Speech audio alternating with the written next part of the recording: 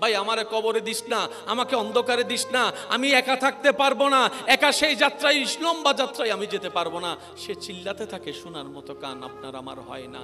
আপনার আপনজনেরাই আপনাকে কোমরের মধ্যে গামছা বেঁধে দুইজন নিচে থাকবে, হাতটা দিবে, দুইজনে কোমরের মধ্যে ধরবে, দুইজনে পা মাথা ধরে আস্তে আস্তে নামানো হবে, চিৎকার দিতে থাকে। সেই সময় মৃত্যু ব্যক্তিরা, ভাই আমাকে নামাইস না, আমি পারবো না থাকতে, কবরের মধ্যে থাকতে পারবো না। কে শুনে কার কথা? ভালোবাসা যতই হোক, শরীর থেকে গন্ধ শুরু হলে ভালোবাসা তো আর ভালোবাসার জায়গায় থাকবে না, এটাই তো বাস্তবতা।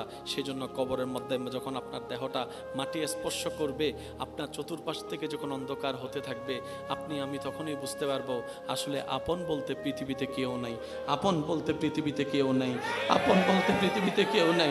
সবাই শুধু সাময়িক চলার একটা নাম মাত্র, সবই সাময়িক একটা চলার বাহানা মাত্র। পরিচয় দিব কি এই মেয়েটাকে? সেজন্য বলে যে এটা স্বামী, এটা স্ত্রী। পরিচয় দিব কি এই ছেলে মেয়ের? তখন উত্তর দেয় এটা আমার বড় ছেলে, এটা আমার বড় মেয়ে। সামান্য একটা পরিচয় মাত্র।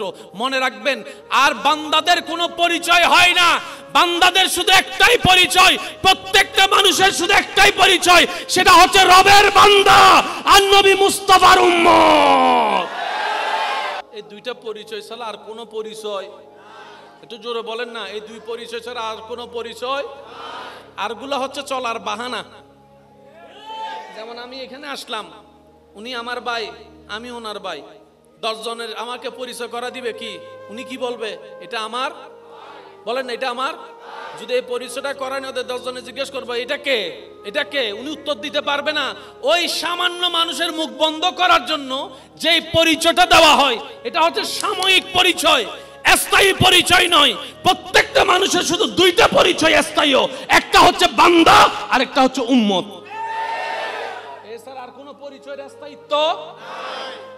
আমরা মারা গেলে ঘর থেকে কিন্তু দুশমনে বের করে না, আপনরাই কিন্তু কোলে করে কাঁধে করে বের করে দেয়। এমনও হয় যেই রুমে লাশটা রাখা হয় রাতের বেলা, সেই রুমে আর কেউ ভয়ে যেতেও চায় না। নিজের রক্তের মানুষগুলা ভয় পাইছে, বাবার দেহ রাখা রুমটাতে সন্তানরা যেতে চায় না, ভয় পায়। একা রাত্রে বেলা গেলে মনে হয় যেন পিছন থেকে বাবা এসে দাঁড়ায় রয়েছে। আপনার লাশটা ঘরের মধ্যে না রেখে বাহিরে ফ্রিজের গাড়িতে রাখা হবে, ঘরের সামনেই গাড়ি, ফ্রিজের মধ্যে লাশ। এবার আপনি যদি প্রশ্ন করেন আমার বানানো ঘরে আমাকে রাখলি না কেন, সন্তানরাই উত্তর দিবে, বাপ আপনার দেহের যে কন্ডিশন, ডাক্তার বলছে ফ্রিজ ছাড়া রাখলে গন্ধ শুকবে, গন্ধ শুকলে তো আমরা থাকতে পারবো না, তো তোমার জন্য আমরা ঘর ছাড়বো, তা তো হতে পারে না, তুমি বাইরে থাকো, আমরা ভিতরে আছি। মানতে না চাইলো, এটাই যে বাস্তবতা, কিছু তো করার নেই। ওখান থেকেই আপনাকে কাফনটা পরে, গোসলটা দিয়ে কাফনটা পরে, দুশমনরা কিন্তু কাঁধে নিবে না, আপনার আপনজনেরাই কিন্তু আপনাকে কাঁধে করে করে নিয়ে যাবে, খাটিয়াতে করে। আজকে যার জানাজা আপনি দেখছেন, কেন জানাজা দেখছেন জানেন? আপনাকে ভাবতে হবে ওই জানাজার মানুষ একদিন আমারও হবে, ওই খাটটাতে একদিন আমিও শুভ, ওই খাটটাতে একদিন আমিও শুভ, আমাকেও এরকম করে নিতর দেহ নিয়ে চলে যেতে হবে কবরে। বাপ মারা গেছে, সন্তানেরা 7 দিনের দিন এক জায়গায় বসে ভাগ করার জন্য জায়গা। আমাদেরকে আল্লাহ ডেইলি কয় ঘন্টা দিছে? আমরা ঘুমাবো কয় ঘন্টা? ডাক্তারের হিসেবে 6 ঘন্টা 8 ঘন্টা পারফেক্ট ঘুম, 6 7 8। আর বাকি 14 ঘন্টা কাকে দিব? পরিবারকে। বলেন কাকে? আর বাকি 2 ঘন্টা দিব কেন? নিজের কবরটা যেন হিসাব মনে থাকবে ইনশাল্লাহ। এর চাইতে সহজ আর কোনো হিসাব আছে ভাই? আমি 2 ঘন্টা দিব আমার কবরে শান্তি থাকার জন্য, আমি 14 ঘন্টা দিব পরিবারকে শান্তি রাখার জন্য। সুবহানাল্লাহ জোরে বলি। আল্লাহ পাক আমাদেরকে এই নিয়মে আমল করার তৌফিক দান করুন। ইমানদার ভাই, প্রত্যেকটা শব্দ একটু মনোযোগ দিয়ে শ্রবণ করবেন। যেখানেই জানাজা হয় যাওয়ার চেষ্টা করবেন, যার জানাজাই হোক, চিনেন না চিনেন, যাওয়ার চেষ্টা করবেন। আর বিশেষ করে আপনার জানা মতে কেউ যদি ভূমিদস্যু হয়, মানুষের জায়গা দখলকারী, 2 নম্বরে টাকা কামানেওয়ালা যদি হয়, জুলুমকারী যদি কেউ হয়, তার জানাজা একটু ভালো আগে আগে যাবেন। কেন যাবেন জানেন? শুধু নিজে প্র্যাকটিক্যালি দেখার জন্য যে মানুষটা এতটা দলিল জায়গা দখল করেছে, আজকে তার জানাজা খাটিয়ে যাওয়ার সময় তার ডান হাতও খালি, বাম হাতও খালি, ডান হাতও খালি, বাম হাতও খালি, যে জায়গা দখল করেছে ওনার জানাজায় সেই দৃশ্যটা একটু দেখার চেষ্টা করবেন। আর যে মানুষের উপর জুলুম করেছে, মানুষের উপর জুলুম করেছে, আজকে সে যে কত অসহায় হয়ে শুয়ে আছে সেই জিনিসটা একটু দেখতে যান। আর যে মানুষকে টাকা মেরে খেয়েছে অন্যায়ভাবে, তাকে একটু দেখতে যান, দেখবেন তার ওই কাপড়ের মধ্যে কোনো, কাফনের মধ্যে কোনো পকেট নাই, চেকগুলা বাড়িতে, টাকা বাড়িতে, স্বর্ণ বাড়িতে, একদম খালি হাতে যাচ্ছে। ওই জিনিসটা দেখা মানে একটা বড় শিক্ষা। সেটা কি, এত বড় পাওয়ারফুল মানুষও আজকে যেই খাটে, জমি দখলকারী যেই খাটে, টাকা লুণ্ঠনকারী যেই খাটে, একটা গরিবও আজকে সেই খাটে, গরিবও সেই খাটে। গরিব টাকাহীন ভাবে দুনিয়াতে গেছে, তার যেই অবস্থা, কোটিপতিরও আজকে খাটিয়ার মধ্যে কি অবস্থা। এটা নিজেকে দেখানো, নিজেকে বোঝানো, নিজের মনের লোভের আত্মাকে মেরে ফেলা। দেখ দেখ দেখ, লোভ করো তে কিছু নিতে পারে নাই, তুইও নিতে পারবি না। সুতরাং আল্লাহ এবং নবীর পথে চল, তাহলে দুনিয়াতে কিছু না পেলেও অন্তত আখিরাতে ইজ্জত পাবি, শান্তি পাবি, প্রশান্তি পাবি, রবের দয়ায় জান্নাত পেয়ে যাবি। সুবহান। ওই কথাটা মনে রাখবেন। আমাদের আশেপাশে অনেক কোটিপতি আছে, জাগাওয়ালা, আজকে নিজের ছেলে মেয়েরাও জায়গা ব্যবহার করতে বলেন না রে ভাই, নিজের ছেলে মেয়েরা জায়গাগুলা ব্যবহার করতে পারে। কে কোন দিকে খাইয়ে ফেলছে? কোন সম্পত্তি দামি জানেন? শুনেন, আল্লাহর কাছে সবসময় বলবেন, আল্লাহ অতটুক সম্পত্তি আমাকে দাও, আমার সন্তানকে দাও, আমার পরিবারকে দিও, যে সম্পত্তি পেলে দুনিয়ার কারো কাছে ভিক্ষার হাতও পাততে হবে না, তোমাকেও ভুলে যাওয়া যাবে না। আল্লাহ অতটুক সম্পত্তি আমাকে, আমার বংশধরকে দিও, যে সম্পত্তিটা পেলে তোমার দরবারে শুকরিয়ার নামাজও বাড়াই দিব, মানুষের উপর দয়ার হাতটাও বাড়াই দিব। আল্লাহ আমাকে, আমার পরিবারকে অতটুক সম্পত্তি দিও না, যে সম্পত্তিটা পেলে তোমাকে ভুলে যাব, তোমার নবীকে ভুলে যাব, ইবাদতের কথা ভুলে যাব, অহংকারী হব, হিংসুক হব। আল্লাহ সে সম্পত্তি দিও না, যে সম্পত্তি পেলে দুনিয়াতেও লাঞ্ছনা, আখেরাতেও লাঞ্ছনা। ওই সম্পত্তি দিও না, অতটুক দাও যতটুক পেলে মাথা উঁচু করে দুনিয়ার সামনে বাঁচতে পারবো, আর সময়ে সময়ে নামাজের মাধ্যমে তোমার দরবারে মাথা ঝুঁকায়ে সিজদা দিতে পারবো। এটা হচ্ছে সম্পদ। জোরে বলেন দোকান কি? জোরে বলেন দোকান কি? জায়গা, টাকা, স্বর্ণ। জোরে বলেন স্বর্ণ, হীরা, গাড়ি, বাড়ি, ফ্যাক্টরি, সবগুলা সম্পদ। কিন্তু সবচেয়ে দামি সম্পদ কি শুনেন? নবী বলছেন একজন স্বামীর জন্য সবচেয়ে দামি সম্পদ হচ্ছে নেককার স্ত্রী।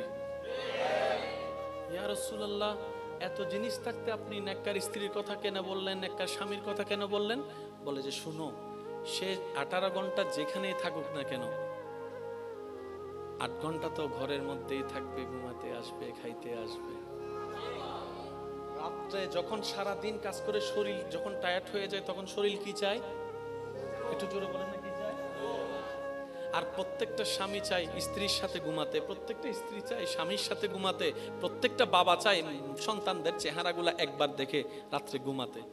এবার তুমি যখন ঘরে যাবা, তোমার বউয়ের কাছে যদি তুমি কথায় শান্তি না পাও, বসে শান্তি না পাও, দেখে শান্তি না পাও, 18 ঘন্টার 14 ঘন্টার পরিশ্রমের কোনো দাম নাই, দোকানের কোনো দাম নাই, ফ্যাক্টরির কোনো দাম নাই। রাতের ঘুমটা যদি ভালো না হয়, সকালের তোমার ঘুমটা উঠাটা ভালো হবে না, সারাদিন মেজাজ খিটমিটি থাকবে। অনেক বায়ারের সাথে তোমার কথা বলতে হবে, অনেক অপমানও সহ্য করতে হবে তোমার বায়ার ধরে রাখার জন্য। ওই বউয়ের সাথে মেজাজ থাকার কারণে, সন্তানের সেই অপব্যবহারের মেজাজ থাকার কারণে বায়ারের সাথে তোমার কানেকশনটা হবে না। দোকানও নষ্ট হয়ে যাবে, ব্যবসাও নষ্ট হয়ে যাবে, ফ্যাক্টরিও নষ্ট হয়ে যাবে, স্বাস্থ্যও নষ্ট হয়ে যাবে, চেহারাও নষ্ট হয়ে যাবে, তোমার দিনও নষ্ট হয়ে যাবে, রাতও নষ্ট হয়ে যাবে, তুমি হার্টের রোগী হয়ে যাবা, স্ট্রোক করে যে কোনো সময় চলেও যেতে পারো। একটার সাথে একটা কানেক্টেড। মনে রাখবেন ভাই, আল্লাহ এবং নবী অল্প বলে কিন্তু সব বলে ফেলেন। সবচেয়ে বড় নিয়ামত স্ত্রী, নেককার স্ত্রী, নেককার স্বামী। সবচেয়ে বড় নিয়ামত নেককার সন্তান। আর এগুলো সবগুলো হচ্ছে অপশনাল। জোরে বলেন এগুলো সবগুলা কি? এখানে যতগুলা মালিক লেখা আছে একটাও মালিক না। দলিলটা একটু ভালো করে পড়ে দেখেন, নিজ পিছনে লেখা আছে সরকার চাহিবা মাত্র। রাস্তা বড় করতে গিয়ে কত বড় বড় বিল্ডিং ভেঙে ফেলতে হয়েছে, দেখছেন না? সরকার চাইছে দিতে বাধ্য। কেন? তুই বাংলাদেশের নাগরিক, বাংলাদেশের সরকারের আইন মানতে হবে। আল্লাহ পাক বলে যে দুনিয়া কার? বানাইছি কে? তা আমি না মালিক, তুই কে? তুই তো বারাটিয়া। মালিক কে?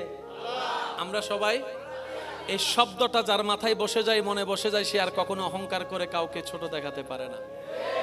মনে রাখবেন ভাই, অহংকার করে অন্যকে ছোট দেখায় নিজে কখনো বড় হওয়া যায় নাই। যারাই দেখাইছে নিজেরই পতন হয়েছে। এই কথাটা মাথায় রাখবেন। আপনি কারো কল্যাণে, কারো ভালো দেখে যদি আপনি হিংসা করেন, কোনো হিংসায় পদক্ষেপ নেন, ক্ষতি আপনার হবে, যে তার কোনো ক্ষতি হবে না। কারণ বান্দা যখন বান্দার ক্ষতির পিছনে লেগে যায়, এই কথা মাথায় রাখবেন, কোনো বান্দা যখন বান্দার ক্ষতি করার পিছনে লেগে যায়, যার ক্ষতি করার চেষ্টা করে, সে যদি রবের দিকে তাকায়, ধৈর্য ধরে, সহ্য করে, চুপ করে বসে থাকে, রব্বুল আলামিন তাকে সাহায্য করে এগিয়ে দেয়। সেজন্য মনে রাখবেন, কেউ যদি আপনার পিছনে লাগে, আপনি তার পিছনে লাগেন না। কেউ যদি হামলা করে, আপনি হামলা করতে যায়েন না। কেউ গালি দিলে উত্তর দিতে যায়েন না। কেউ আপনার নামে সমালোচনা, বদনাম করলে শুনো, কষ্ট লাগলো, চুপ করে থাকবেন, পাল্টা উত্তর দিতে যায়েন না। কেউ আপনার ব্যবসা লস করার জন্য যদি প্ল্যানিং করতে থাকে, ধরতে পারলেও তাকে অপরাধী বানায়েন না।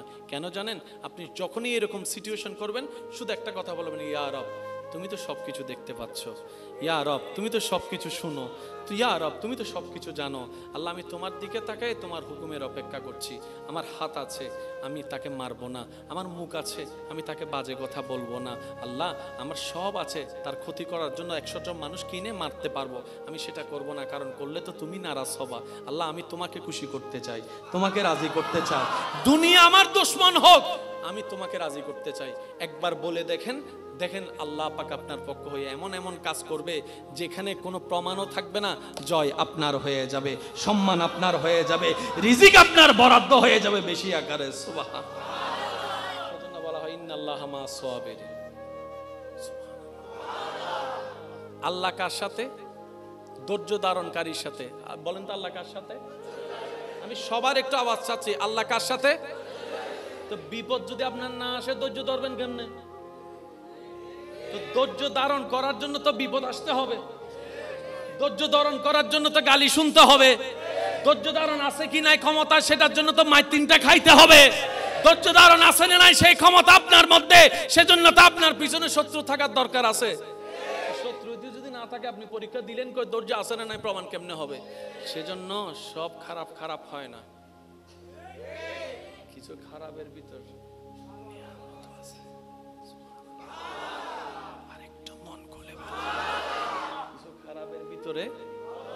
মনে রাখবেন, যে সমস্ত সন্তানেরা মা বাবার কথাকে 2 পয়সার দাম দেয় না, মা বাবার আদেশ নিষেধকে 2 পয়সার দাম দেয় না, তাদেরকে দুনিয়া এমন একটা ট্র্যাপে ফেলে, দুনিয়া তাদেরকে মা বাবার কথার দাম বুঝাই দিয়ে ছাড়ে।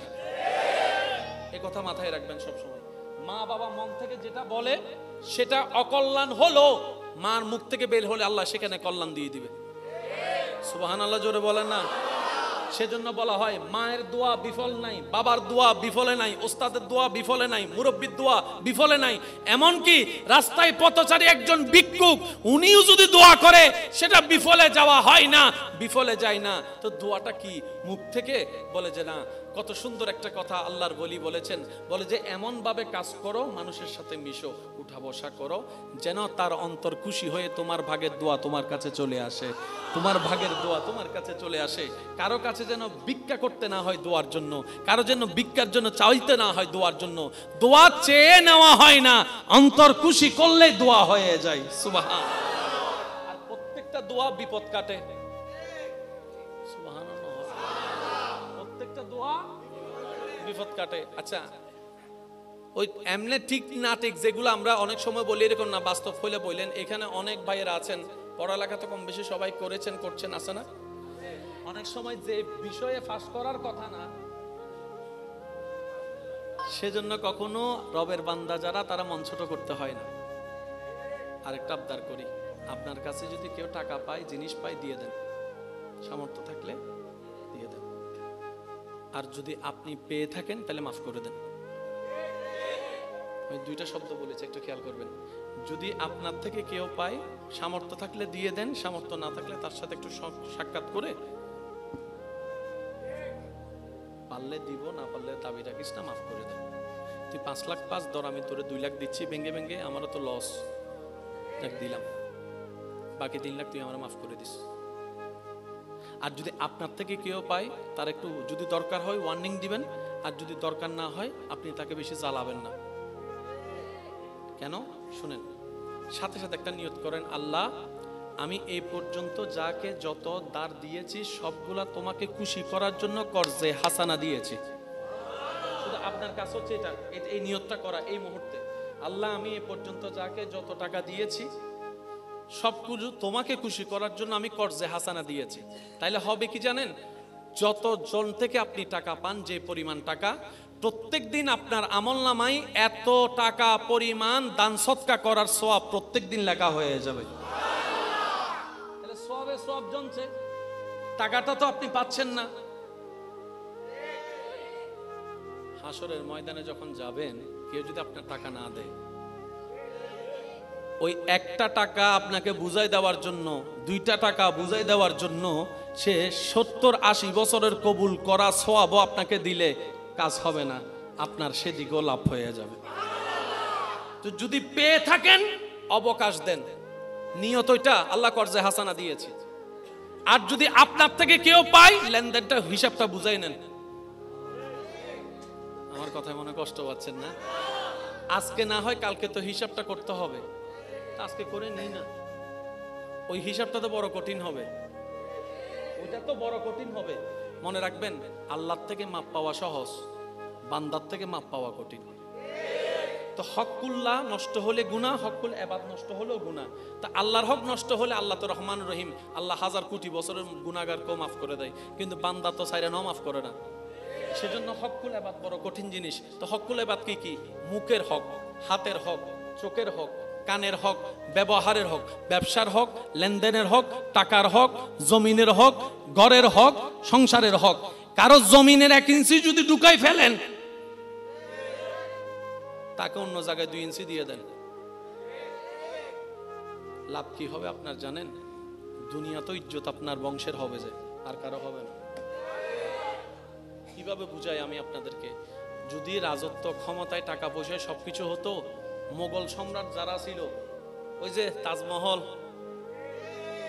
বলেন না রে ভাই, তাজমহলের চাইতে এরকম রাজা বাদশাহ আর কই? তাদের সামনে তো আপনার আমার অস্তিত্ব নয়। আজকে শাহজাহান কোথায়? বাদশাহ আকবর কোথায়? বুঝতে পারছি কথা? সেজন্য ইজ্জত নিতে হয় রবের পক্ষ থেকে। আর একটু দেখেন, মানুষ বংশ টিকার জন্য সন্তান খোঁজে, নামটা ধরে রাখার জন্য সন্তান খোঁজে। শাহজালাল, হযরত শাহজালাল রহমতুল্লাহ আলাইহি কোনো সন্তান নাই, কিন্তু সবাই ওনার নাম জানে, আবার ওনার জিয়ারতও যাচ্ছে। ব্যাপার কি? যে রবের হয় সৃষ্টি তার হয়ে যায়। যে রবেরকে খুশি করতে পারে, সৃষ্টি জগৎ তারকে খুশি করার পিছনে লেগে যায়। সেজন্য নিয়ত রাখতে হবে সবকিছুর পিছনে, আমি আমার আল্লাহকে খুশি করতে চাই, আমি আমার রবকে খুশি করতে চাই, আমি আমার রহমানকে খুশি করতে চাই, আমি আমার রাজ্জাককে খুশি করতে চাই। আপনার প্রত্যেকটা সেকেন্ড যখন রবের খুশির পিছনে লেগে যাবে, রব বলবে যে তুই দুনিয়াতে কোন রকম নিজেকে কষ্ট করে ধৈর্য ধরে আমি রবকে খুশি করে আসার চেষ্টা কর। তুই দুনিয়াতে নিজেকে সেভ করে ব্রেক লাগাই স্বপ্ন চাওয়ার মধ্যে শয়তানের মুখে জোতার বাড়ি দিয়ে আমি রবকে সন্তুষ্টি করার চেষ্টা করে তুই কোন রকম কবরে আয়। তুই দুনিয়াতে আমাকে খুশি করার চেষ্টা কর, তুই হাসরে আসলে আমি আল্লাহ দয়া করে তোকে খুশি করে দেব। লেনদেন শেষ। আল্লাহ পাক আমাদের সবাইকে আমল করার তৌফিক দান করুন। আর একটু জোরে বলি, এই পর্যন্ত যাদের সাথে যা লেনদেন আছে আমরা মিটাই নেওয়ার চেষ্টা করব। বলি ইনশাআল্লাহ। জোরে বলেন ইনশাআল্লাহ। আরেকটা আবদার করি, এখানে যারা সম্পদের মালিক আছেন, যাদের ছেলে মেয়ে আছে, আল্লাহর ওয়াস্তে আমার কথাটা ভেবে দেখবেন, নেওয়া লাগবে না, জোর করব না, জোরেরও কোনো বিষয় না। আমি পরামর্শ হিসেবে বলছি, আপনি ভেবে দেখবেন। আপনারা বেঁচে থাকতে নিজেদের সম্পত্তি ছেলে মেয়েকে সুন্দর করে ভাগ করে বুঝাই দেন, কিন্তু দলিল একটা জিনিস লেখা থাকবে, সেটা কি? আমরা বুড়া বুড়ি মারা যাওয়ার পরেই,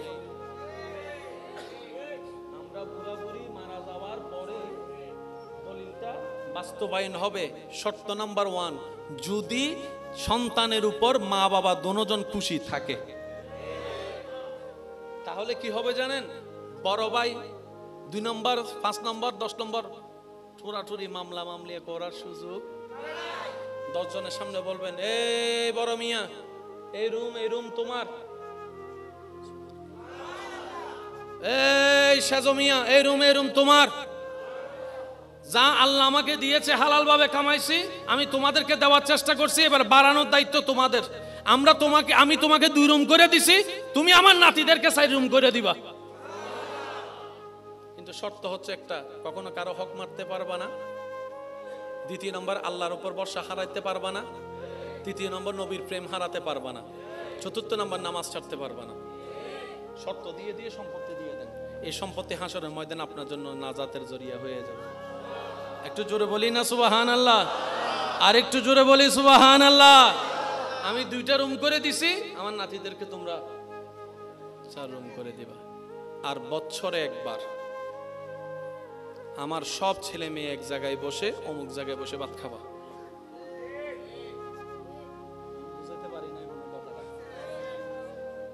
আমার প্রত্যেকটা ছেলে মেয়ে বছরে একবার এক জায়গায় বসে ভাত খাবা। যতই রাগ থাকুক, আসতেই হবে। আর আমার হুকুম না মানলে অটোমেটিক সম্পত্তি থেকে বাদ। সম্পত্তি বাঁচানোর জন্য হলো তো বাদ, সামনে আসলে তো দেখা হলে তো চোখে চোখ হলে তো একটু মায়া একটু লাগলে তো রাগ একটু, 2 ভাই হয়তো জড়াজড়ি করে কোলাকুলি করে। সুবহানাল্লাহ, একটু জোরে বলি না? সেজন্য ইসলাম বলেছে যতই ব্যস্ত থাকেন, আমি সবার উদ্দেশ্যে বলছি, পরিবারকে নিয়ে বসে খাওয়ার চেষ্টা করবেন। অনেক কিছু হয় এক জায়গায় সমাধান খাবার মধ্যে। একজন আরেকজনকে না দেখতে দূরত্ব চলে আসে অন্তরের। একটা দাওয়াতে যখন আসে, মনে করেন আপনি একটা দাওয়াতে গেছেন, আপনি একটা দাওয়াত দিয়েছেন, সবাই আসছে, আপনি জানেন এই ভাইয়ের সাথে কথা বলে না, এই জায়গায় আপনি কি করবেন জানেন? তাদেরকে এমন কৌশলে ফেলবেন, দুজন যখন এক জায়গায় বসে, কারণ আপনি তো মেজবান, আপনি এমন ভাবে সিচুয়েশনটা করবেন, ভাই 2টা জন এক জায়গায় বসে যাই, আপনিও বসবেন, এমন ভাবে বসবেন, ভাই ওনাকে একটু নিয়ে দেন তো। সে তো আর বলতে পারবে না আমি দিব না। কিছু কাজ মুখে নয়, কাজ দিয়ে করাই নিতে হয়। এটাই ইসলাম, বলেন না সুবহান? আর ইসলামের মতো গোছানো সুন্দর পৃথিবীতে আর কিছু। সেই ইসলামকে আলোকময় করে দিয়েছেন, আল ইয়াউমা আকমালতু লাকুম দীনাকুম ওয়া আতমামতু আলাইকুম নিয়ামাতি বলে আল্লাহ আমাদের নবীর মাধ্যমে ইসলামকে পরিপূর্ণ ঘোষণা করে দিয়েছেন। সুবহান। কোন নবী? যিনি ওয়ামা আরসালনাকা ইল্লা রাহমাতাল লিল আলামিন ওয়া আলা নবী ইন্না আতাইনাকাল কাউসারের শান ওয়া আলা নবী ওয়ালা সাউফা ইউতিকা রাব্বুকা ফাতারদার পাওয়ার অফ অটনি ওয়া আলা নবী ইন্না আতাইনাকাল কাউসারের সম্পদ ওয়া আলা নবী। সেই নবী আমরা পেয়েছি, মনে রাখবেন, সেই নবীর উম্মত হওয়ার যোগ্যতা আমাদের কারো ভিতরে আল্লাহ দয়া করে ওনার উম্মতের লিস্টিতে নাম রাখছে বলে এখন ইজ্জতে আছে। আল্লাহ পাক আমাদের সবাইকে কবুল করুক বলে আমিন। আরেকটু যদি একটু গভীরে যাই, কত নির্মমতা একটু দেখেন, যে দুনিয়ার জন্য আমি পাগল হয়ে যাই। আমরা মারা গেলে ঘর থেকে কিন্তু দুশমনে বের করে না, আপনরাই কিন্তু কোলে করে কাঁধে করে বের করে দেয়। এমনও হয় যেই রুমে লাশটা রাখা হয় রাতের বেলা, সেই রুমে আর কেউ ভয়ে যেতেও চায় না। নিজের রক্তের মানুষগুলা ভয় পায় যে বাবার দেহ রাখা রুমটাতে সন্তানরা যেতে চায় না, ভয় পায়। একা রাত্রে বেলা গেলে মনে হয় যেন পিছন থেকে বাবা এসে দাঁড়ায় রয়েছে। কথা বলেন ঠিক কিনা? আপনার লাশটা ঘরের মধ্যে না রেখে বাহিরে ফ্রিজের গাড়িতে রাখা হবে। ঘরের সামনেই গাড়ি, ফ্রিজের মধ্যে লাশ। এবার আপনি যদি প্রশ্ন করেন আমার বানানো ঘরে আমাকে রাখলি না কেন, সন্তানরাই উত্তর দিবে, বাপ আপনার দেহের যে কন্ডিশন, ডাক্তার বলছে ফ্রিজ ছাড়া রাখলে গন্ধ শুকবে, গন্ধ ছুটলে তো আমরা থাকতে পারবো না। তো তোমার জন্য আমরা ঘর ছাড়বো তা তো হতে পারে না, তুমিই বাইরে থাকো, আমরা ভিতরে আছি। মানতে না চাইলেও এটাই যে বাস্তবতা, কিছু তো করার নেই। ওখান থেকেই আপনাকে কাফনটা পরে, গোসলটা দিয়ে কাফনটা পরে, দুশমনরা কিন্তু কাঁধে নিবে না, আপনার আপনজনেরাই কিন্তু আপনাকে কাঁধে করে করে নিয়ে যাবে, খাটিয়াতে করে। আজকে যার জানাজা আপনি দেখছেন, কেন জানাজা দেখছেন জানেন? আপনাকে ভাবতে হবে ওই জানাজার মানুষ একদিন আমারও হবে, ওই খাটটাতে একদিন আমিও শুব, ওই খাটটাতে একদিন আমিও শুব। আমাকেও এরকম করে নিতর দেহ নিয়ে চলে যেতে হবে কবরে। যখন একজন মানুষ, বৎকার মানুষকে কবরের দিকে নিয়ে যাওয়া হয়, তার রূহ বারবার চিৎকার করে সবাইকে ডাকতে থাকে, ভাই আমারে কবরে দিস না, আমাকে অন্ধকারে দিস না, আমি একা থাকতে পারবো না, একা সেই যাত্রায়, লম্বা যাত্রায় আমি যেতে পারবো না।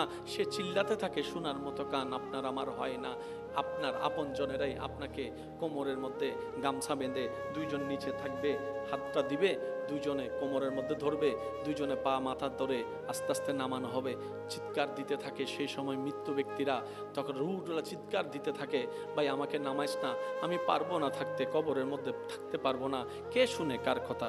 ভালোবাসা যতই হোক, শরীর থেকে গন্ধ শুরু হলে ভালোবাসা তো আর ভালোবাসার জায়গায় থাকবে না, এটাই তো বাস্তবতা। সেজন্য কবরের মধ্যে যখন আপনার দেহটা মাটি স্পর্শ করবে, আপনার চতুর্পাশ থেকে যখন অন্ধকার হতে থাকবে, আপনি আমি তখনই বুঝতে পারবো আসলে আপন বলতে পৃথিবীতে কেউ নাই, আপন বলতে পৃথিবীতে কেউ নাই, আপন বলতে পৃথিবীতে কেউ নাই। সবাই শুধু সাময়িক চলার একটা নাম মাত্র, সবই সাময়িক একটা চলার বাহানা মাত্র। পরিচয় দিব কি এই মেয়েটাকে? সেজন্য বলে যে এটা স্বামী, এটা স্ত্রী। পরিচয় দিব কি এই ছেলে মেয়ের? তখন উত্তর দেয় এটা আমার বড় ছেলে, এটা আমার বড় মেয়ে। সামান্য একটা পরিচয় মাত্র। মনে রাখবেন, আর বান্দাদের কোনো পরিচয় হয় না, বান্দাদের শুধু একটাই পরিচয়, প্রত্যেকটা মানুষের শুধু একটাই পরিচয়, সেটা হচ্ছে রবের বান্দা আর নবী মুস্তাফার উম্মত। আল্লাহু আকবার।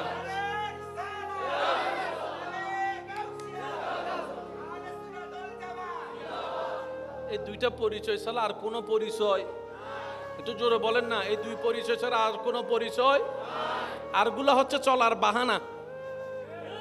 যেমন আমি এখানে আসলাম, উনি আমার ভাই, আমি ওনার ভাই, 10 জনের আমাকে পরিচয় করা দিবে কি? উনি কি বলবে? এটা আমার, বলেন না এটা আমার। যদি এই পরিচয়টা করায় না, 10 জনে জিজ্ঞেস করবো এটা কে, এটা কে, উনি উত্তর দিতে পারবে না। ওই সামান্য মানুষের মুখ বন্ধ করার জন্য যেই পরিচয়টা দেওয়া হয়, এটা হচ্ছে সাময়িক পরিচয়, স্থায়ী পরিচয় নয়। প্রত্যেকটা মানুষের শুধু দুইটা পরিচয় স্থায়ী, একটা হচ্ছে বান্দা আর একটা হচ্ছে উম্মত। এছাড়া আর কোনো পরিচয়ের স্থায়িত্ব নাই। ভাইয়া ভাইয়া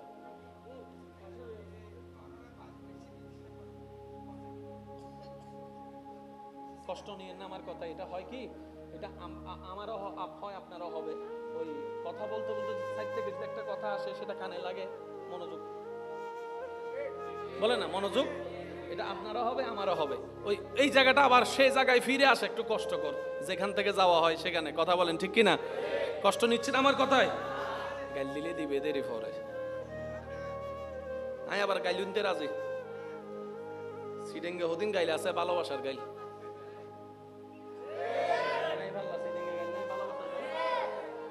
দাদা অকলে নাতিরে গাল টানি টানি হতে ওরা আলা মাথা নবাজ, দাদা নানায় নাতির গাল টানি টানি আলা হয়ে যাবে, ডাকতে দে ইবে কি গাইল না দর সিডেঙ্গে বহুত গাইলে আছে, ইবে অন্যলা গাইল ইত্তারে আর আল্লাহ জোর হন না। এন্ডা হদুন বন্ধু বন্ধু আছে, নাম ধরি নটা হে ডাইরেক্ট গাইল দি ডাক দে নাই বাংলা কেন ইলে নমাতিকে দেখি ওয়া সিডেঙ্গে মানুষ তাইলে মাইতু, রোহিঙ্গা তাইলে সুবগরিতা হ। সিডেঙ্গে আছে না? সিডেঙ্গে আছে না? সিডেঙ্গে আছে না? একবার হ মারহাবা। ইয়া না বুঝা যাচ্ছে মেজবাইনে গোস্তা হইনে মানুষ বসে লিগুরি সুবগরি তাইলে বুঝা যায় না বাজি বজন কষ্ট বাধ্য বুঝির। আল্লাহ ইয়ারা বেগুনের বুঝিবে তৌফিক দান করে। না না করিত পারি, তোরা রোড বন্ধ যা দিয়ে নলে চিন্তা করিত নাই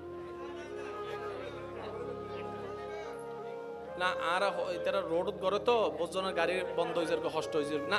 আর আপত্তি নাই, আর আপত্তি নাই। মানুষের কষ্ট, মানুষের হন কষ্ট নেই চিন্তা করিতে। একবার হন মারহাবা। আরো জোরে হন মারহাবা। ইমানদার ভাইয়েরা, দুইটা পরিচয় কি বললাম? একটা হচ্ছে বান্দা আর একটা হচ্ছে, জোরে বলেন, একটা হচ্ছে বান্দা আর একটা হচ্ছে, এই দুই পরিচয় ছাড়া আর কারো স্থায়ী কোনো পরিচয়, কারো কোনো স্থায়ী পরিচয়, আর সবগুলা অভিনয়। সবগুলা কি অভিনয়? বাপ মারা গেছে, সন্তানেরা 7 দিনের দিন এক জায়গায় বসে বাক করার জন্য জায়গা। আর হতাম বুঝো না, আর আপত্তি নাই, যেহেতু তোমার রাস্তা গাড়ি ঘোড়ার রাস্তা, তোমার কোনো সমস্যা না হলো ভাই।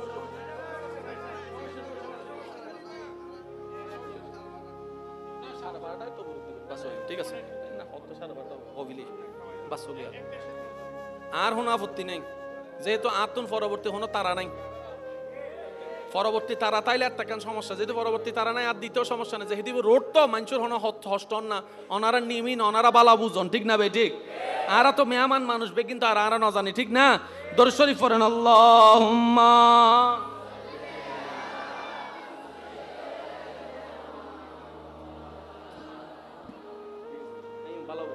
ওয়ালা আলে মাওলানা। এবার সবাই একটু মনোযোগ দিয়ে বলেন, একবার বলেন মারহাবা। বাস বাস বাস বাস, একবার বলেন মারহাবা। আমাদেরকে আল্লাহ ডেইলি কয় ঘন্টা দিছে? আমরা ঘুমাবো কয় ঘন্টা? ডাক্তারের হিসাবে 6 ঘন্টা 8 ঘন্টা পারফেক্ট ঘুম, 6 7 8, আর বাকি 14 ঘন্টা কাকে দিব? পরিবারকে। বলেন কাকে? আর বাকি 2 ঘন্টা দিব কেন? নিজের কবরটা যেন হিসাব মনে থাকবে ইনশাল্লাহ। এর চাইতে সহজ আর কোনো হিসাব আছে ভাই? আমি 2 ঘন্টা দিব আমার কবরে শান্তি থাকার জন্য, আমি 14 ঘন্টা দিব পরিবারকে শান্তি রাখার জন্য। সুবহানাল্লাহ, আরো জোরে বলি। আল্লাহ পাক আমাদেরকে এই নিয়মে আমল করার তৌফিক দান করুন। ইমানদার ভাই, প্রত্যেকটা শব্দ একটু মনোযোগ দিয়ে শ্রবণ করবেন। যেখানেই জানাজা হয় যাওয়ার চেষ্টা করবেন, যার জানাজাই হোক, চিনেন না চিনেন, যাওয়ার চেষ্টা করবেন। আর বিশেষ করে আপনার জানা মতে কেউ যদি ভূমিদস্যু হয়, মানুষের জায়গা দখলকারী, 2 নম্বরে টাকা কামানেওয়ালা যদি হয়,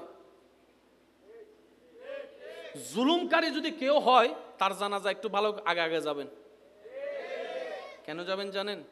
শুধু নিজে প্র্যাকটিক্যালি দেখার জন্য যে মানুষটা এতটা দলিল জায়গা দখল করেছে, আজকে তার জানাজা খাটিয়ে যাওয়ার সময় তার ডান হাতও খালি, বাম হাতও খালি, ডান হাতও খালি, বাম হাতও খালি। যে জায়গা দখল করেছে ওনার জানাজায় সেই দৃশ্যটা একটু দেখার চেষ্টা করবেন। আর যে মানুষের উপর জুলুম করেছে, মানুষের উপর জুলুম করেছে, আজকে সে যে কত অসহায় হয়ে শুয়ে আছে সেই জিনিসটা একটু দেখতে যান। আর যে মানুষকে টাকা মেরে খেয়েছে অন্যায়ভাবে, তাকে একটু দেখতে যান। দেখবেন তার ওই কাপড়ের মধ্যে কোনো, কাফনের মধ্যে কোনো পকেট নাই, চেকগুলা বাড়িতে, টাকা বাড়িতে, স্বর্ণ বাড়িতে, একদম খালি হাতে যাচ্ছে। ও জিনিসটা দেখা মানে একটা বড় শিক্ষা। সেটা কি? এত বড় পাওয়ারফুল মানুষও আজকে যেই খাটে, জমি দখলকারী যেই খাটে, টাকা লুণ্ঠনকারী যেই খাটে, একটা গরিবও আজকে সেই খাটে, গরিবও সেই খাটে। গরিব টাকাহীনভাবে দুনিয়াতে গেছে, তার যেই অবস্থা, কোটিপতিরও আজকে খাটিয়ার মধ্যে কি অবস্থা। এটা নিজেকে দেখানো, নিজেকে বোঝানো, নিজের মনের লোভের আত্মাকে মেরে ফেলা। দেখ দেখ দেখ, লোভ করো তে কিছু নিতে পারে নাই, তুইও নিতে পারবি না। সুতরাং আল্লাহ এবং নবীর পথে চল, তাহলে দুনিয়াতে কিছু না পেলেও অন্তত আখিরাতে ইজ্জত পাবি, শান্তি পাবি, প্রশান্তি পাবি, রবের দয়ায় জান্নাত পেয়ে যাবি। সুবহান আল্লাহু আকবার।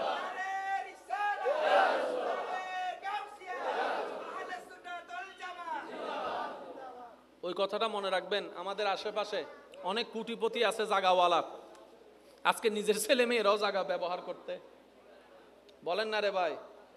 নিজের ছেলে মেয়েরা জায়গাগুলা ব্যবহার করতে পারে, কে কোন দিকে খাইয়ে ফেলছে। কোন সম্পত্তি দামি জানেন? শুনেন, আল্লাহর কাছে সবসময় বলবেন, আল্লাহ অতটুক সম্পত্তি আমাকে দাও, আমার সন্তানকে দাও, আমার পরিবারকে দিও, যে সম্পত্তি পেলে দুনিয়ার কারো কাছে ভিক্ষার হাতও পাততে হবে না, তোমাকেও ভুলে যাওয়া যাবে না।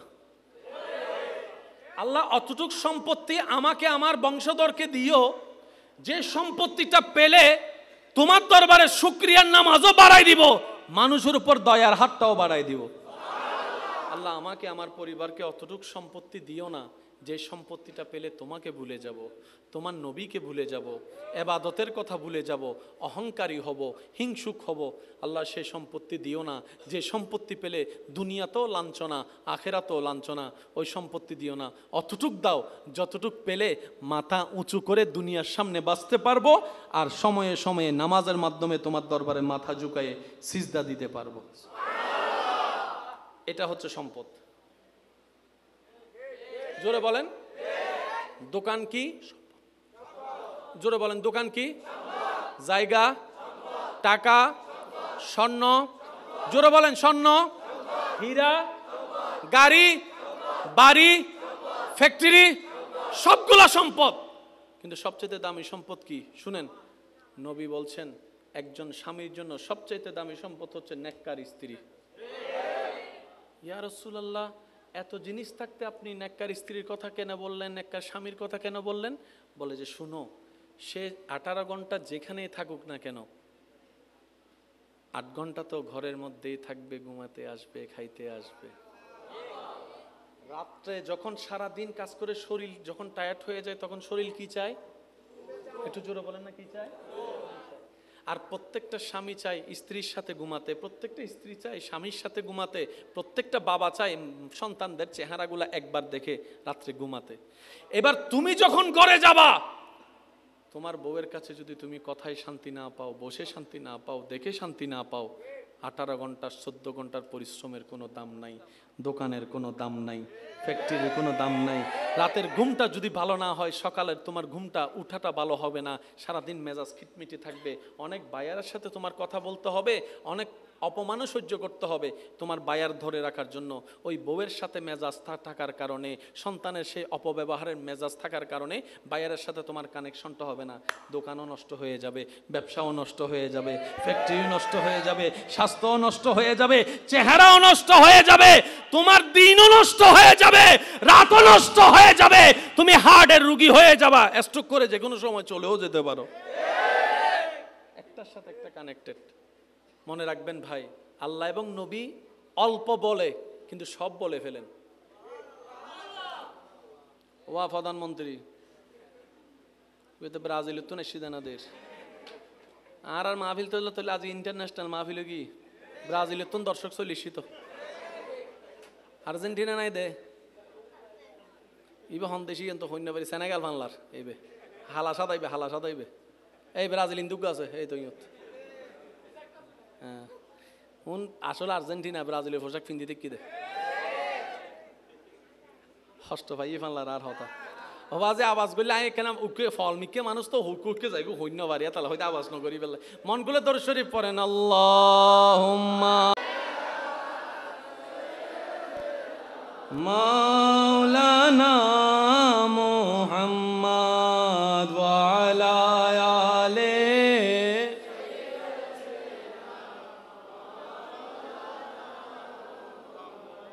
একবার বলেন আলহামদুলিল্লাহ। সবচেয়ে বড় নিয়ামত স্ত্রী, নেককার স্ত্রী, নেককার স্বামী। সবচেয়ে বড় নিয়ামত নেককার সন্তান।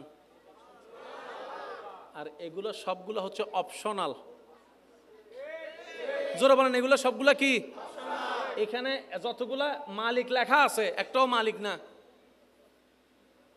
দলিলটা একটু ভালো করে পড়ে দেখেন, নিজ পিছনে লেখা আছে সরকার চাহিবা মাত্র ইন্নমা থেকে আরো জোর হন না। আর বদিন না দোয়ান তোয়া রাখা দিতাম সরকারে হব হানন নিচে দিম দে। কথা বলেন না রে ভাই। রাস্তা বড় করতে গিয়ে কত বড় বড় বিল্ডিং ভেঙে ফেলতে হয়েছে দেখছেন না? সরকার চাইছে দিতে বাধ্য। কেন? তুই বাংলাদেশের নাগরিক, বাংলাদেশের সরকারের আইন মানতে হবে। আল্লাহ পাক বলে যে দুনিয়া কার? বানাইছি কে? তা আমি না মালিক, তুই কে? তুই তো বারাটিয়া। মালিক কে? আমরা সবাই এই শব্দটা যার মাথায় বসে যায়, মনে বসে যায়, সে আর কখনো অহংকার করে কাউকে ছোট দেখাতে পারে না। মনে রাখবেন ভাই, অহংকার করে অন্যকে ছোট দেখায় নিজে কখনো বড় হওয়া যায় নাই। যারাই দেখাইছে নিজেরই পতন হয়েছে। এই কথাটা মাথায় রাখবেন। আপনি কারো কল্যাণে, কারো ভালো দেখে যদি আপনি হিংসা করেন, কোনো হিংসায় পদক্ষেপ নেন, ক্ষতি আপনার হবে, যে তার কোনো ক্ষতি হবে না। কারণ বান্দা যখন বান্দার ক্ষতির পিছনে লেগে যায়, এই কথা মাথায় রাখবেন, কোনো বান্দা যখন বান্দার ক্ষতি করার পিছনে লেগে যায়, যার ক্ষতি করার চেষ্টা করে, সে যদি রবের দিকে তাকায়, ধৈর্য ধরে, সহ্য করে, চুপ করে বসে থাকে, রব্বুল আলামিন তাকেই সাহায্য করে এগিয়ে দেয়।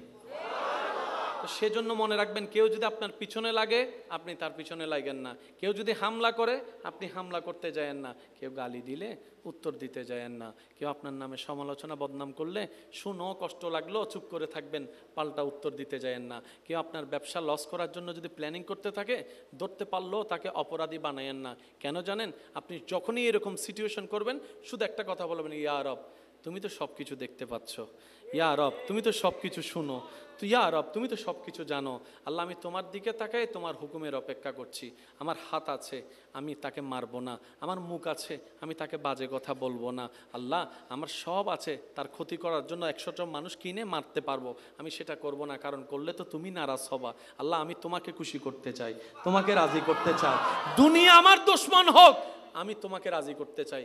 একবার বলে দেখেন, দেখেন আল্লাহ পাক আপনার পক্ষ হয়ে এমন এমন কাজ করবে, যেখানে কোনো প্রমাণও থাকবে না। জয় আপনার হয়ে যাবে, সম্মান আপনার হয়ে যাবে, রিজিক আপনার বরাদ্দ হয়ে যাবে বেশি আকারে। সুবহান। সেজন্য বলা হয় ইন্নাল্লাহা মা'আস সাবিরিন। আল্লাহ কার সাথে? ধৈর্য ধারণকারীর সাথে। বলেন তো আল্লাহ কার সাথে?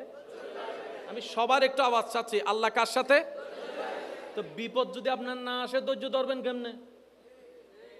তো ধৈর্য ধারণ করার জন্য তো বিপদ আসতে হবে। ধৈর্য ধারণ করার জন্য তো গালি শুনতে হবে।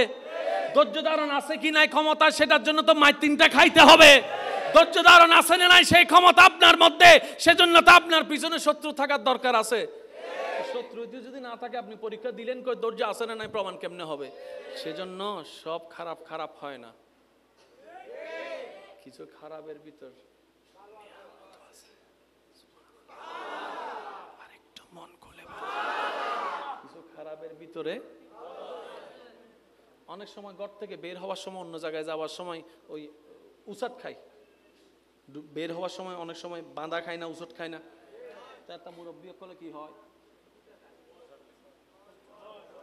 ও মা তো না বাজে মা হদফুত একখানা ব এখন নজাইস ইন কি আই কে নজায়, আই শুধু বাস্তবতা হইতে নজাইস। তারপরেও যদি উজ্জত করে যাই, হন না হন হতেই যাই, বুঝি বুঝি ঠিক হন, ঠিক না বে ঠিক, বহুত প্রমাণ আছে। আল্লাহ ক্যাঙ্গরে হত্যার নি, আল্লাহ কে হতা না হয়, আল্লাহ কে হতা হয় না। কিন্তু আল্লাহ পাক বান্দারে বাঁচা বেললে কিছু দয়া করে, ইয়েন কি অনার মনন মিদি কিছু জিনিস জানাই দে। অনেক বাইরে তো লিখবেন, মার মন জানাই দি এইটার বাড়ি তো মানাগর 5 মিনিট বাদে বাড়িতে হোক, 5 মিনিট বাদে বাড়িতে হোক। এই মার হতা নুনি এর যে 5 মিনিট বসছি, ওই অ্যাক্সিডেন্ট তো বাঁচে কি সুবহানাল্লাহ না হর কা। আচ্ছা, যারা বইতে কোন ইতারা সুপ গরিতা হন, আর যারা চেয়ারত বসুন ইতার একবার হন চাই সুবহানাল্লাহ। এন্ড কি ওনা বিয়া এলা আসান একে টানকা দিতে লাগবে না, ওনা সুপ্তা হন, শুধু চেয়ারও একবার হন চাই সুবহানাল্লাহ। মাশাআল্লাহ, টাইগার হাইয়ারে মারার দাও আসিবে। এবার চেয়ারওয়ালা সুপ্তা হেবেন, আর ভাই যারা ইন্দি নিচে বসুন ইতার একবার হন চাই সুবহানাল্লাহ। এবার যারা তিয়েতে কোন ইতার একবার হন চাই সুবহানাল্লাহ। এবার উরে নিচে ডাইনে বামে আল্লাহর বান্দা বেগুন একবার হন সুবহানাল্লাহ। ইয়া না বুঝা যাত দে বাজি আল্লাহর বন্ধকল বসি। সুবহানাল্লাহর আওয়াজ শুনে শয়তান পালাবে, কথা বলেন ঠিক কিনা? মনে রাখবেন, যে সমস্ত সন্তানেরা মা বাবার কথাকে 2 পয়সার দাম দেয় না, মা বাবার আদেশ নিষেধকে 2 পয়সার দাম দেয় না, তাদেরকে দুনিয়া এমন একটা ট্র্যাপে ফেলে, দুনিয়া তাদেরকে মা বাবার কথার দাম বুঝাই দিয়ে ছাড়ে। এ কথা মাথায় রাখবেন সব সময়। মা বাবা মন থেকে যেটা বলে সেটা অকল্যাণ হলো, মার মুখ থেকে বের হলে আল্লাহ সেখানে কল্যাণ দিয়ে দিবে। সুবহানাল্লাহ জোরে বলেন না। সেজন্য বলা হয় মায়ের দোয়া বিফল নাই, বাবার দোয়া বিফলে নাই, ওস্তাদের দোয়া বিফলে নাই, মুরব্বির দোয়া বিফলে নাই। এমনকি রাস্তায় পথচারী একজন ভিক্ষুক, উনিও যদি দোয়া করে সেটা বিফলে যাওয়া হয় না, বিফলে যায় না। তো দোয়াটা কি মুখ থেকে বলে যে না।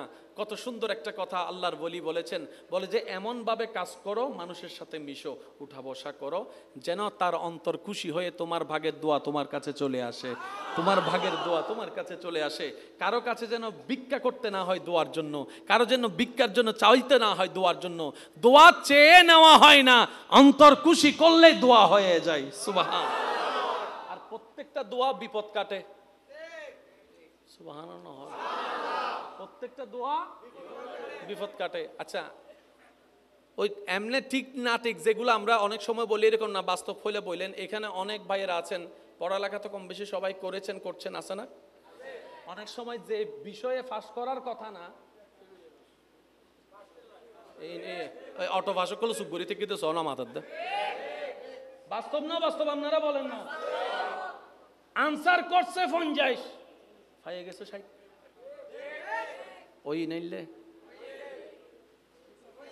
মাতো না বাজে ওই না। ছাত্র আশাই ন করে তাই গে গুই শেষ। এবার মিদ্দি